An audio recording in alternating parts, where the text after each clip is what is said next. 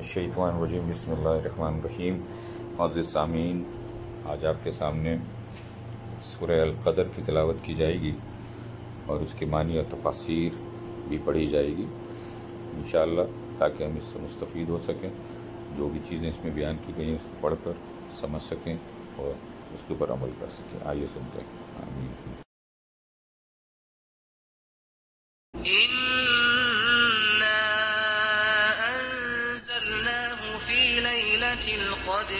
हमने इस कुरान को शब क़दर में नाजिल करना शुरू किया। और तुम्हें क्या मालूम कि शब क़दर क्या है?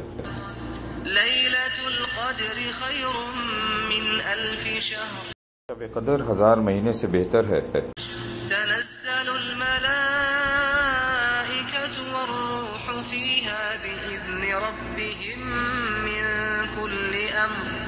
इसमें रूह अमीन और फरिश्ते हर काम के इंतज़ाम के लिए अपने परवरदिगार के हुक्म से उतरते हैं।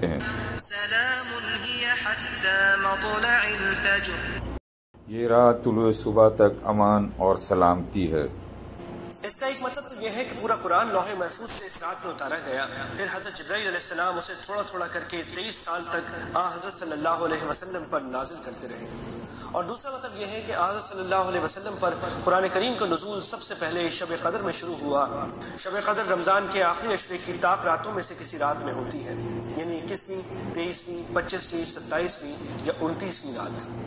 यानी इस एक रात में इबादत करने का सवाब 1000 महीनों में इबादत करने से भी ज़्यादा है।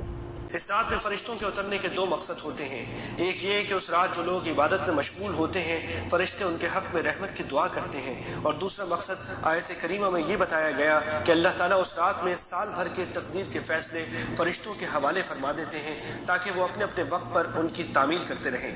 हर काम उतरने का यही मतलब